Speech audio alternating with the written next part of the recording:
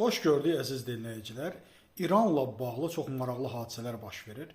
Yəni bu günləri artıq İranla Amerika arasında sənədlər imzalandı. Bu sənədi Pezeşkiyan imzaladı İran tərəfdən və çox maraqlı olan hadisələrdən biri də ondan ibarət ki, biz neçə vaxtdır, hətta müharibə başlamamışdan əvvəl də şəxsən mən həmişə bildirirdim ki, İranı yalnız və yalnız Pezeşkiyanın ağlı xilas edə bilər. Bu günləri də belə bir məlumat yayıldı İran mətbuatında ki, bəs məhz Müçtəba Xamneyinin adı ilə Müçtəba Xamneyə razılaşıb və Pezeşkiyanla söhbətdən sonra Pezeşkiyan ona inandıra bilib ki, bəs siz buraxın bu işi mənə, mən sənədləri imzalayacağım və deyir ki, biz Pezeşkiyana əlbəttə ki, etibar etdi. Əlbəttə, biz bundan danışırdıq ki, bu müharibə davam edə bilməz. Burada ağıllı məsələ, əlbəttə, islahatçı qanadla oturub danışmaqdır.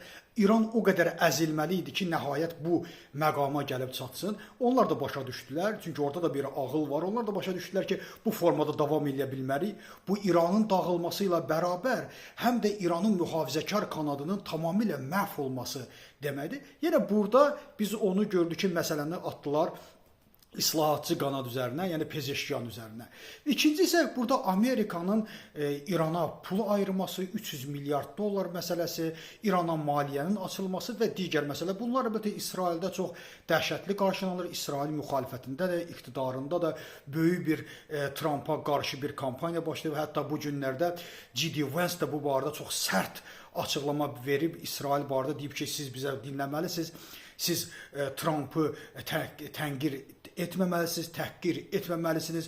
Unutmayın ki, biz sizə 3 silahdan ikisini biz veririk. Yəni burada da biz bir geosiyasi vəziyyətdə İranla Amerikanın razılaşması daha qlobal əhəmiyyət kəsb edir. Ona görə burada İsrail məsələsi nə qədər geriyə atılacaq, nə qədər görməməzliyə gəlinəcək, bununla işim yoxdur. Amma məsələ bundan ibarət ki, bugün Amerikaya nə lazımdır? Amerika öz istəyinə tam sürətdə nail ola bilmədi İranda, amma tam öz istəyinə nail olmasa da İranı öz tərəfinə çəkə bildi. Yəni ona maliyyə ayırmaqla, onu qərb istiqamətinə, onu Avropa istiqamətinə, Amerika istiqamətinə aparmaqla onu Çindən və Rusiyadan uzaqlaşdırır. Və nəzərə almaq lazımdır ki, bu günləri Rusiyada, İranda uduzmuş artıq fiqurlardır. Bunlar geosiyasətdə artıq uduzublar. Sadəcə olaraq bunların öz simasını indi qorumaqdan söhbət gedir. Bu günləri İranda qalibiyyət də yalnız və yalnız öz rejim özünü qorudu deyə buna qalibiyyət deyil. Amma ümumilikdə isə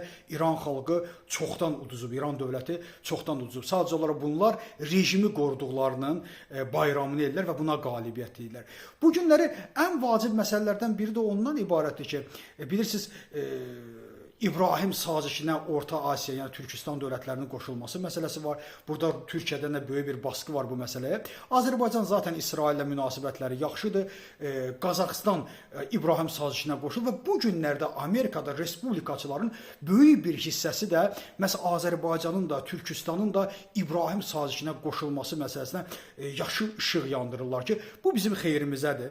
Bu günlər biz öz təhlükəsizliyimizi qorumaq baxımından çox əhəmiyyətli və ikinci məsələ də, əgər İranla məsələ bu formatda davam edirsə, İsrailə də bir güzəştə getmək lazımdır. İsrailin də dostlarını, İsrailin də müttəfiqlərini möhkəmlətməklə həm regionda İsrailin, həm də Amerikanın gücü artması demək ki, bu da Azərbaycana gələcəkdə əlbəttə onun təhlükəsizliyinə, iqtisadi göstəricilərinə tam sürətdə əlbəttə xeyirlidir. Təşəkkür edirəm.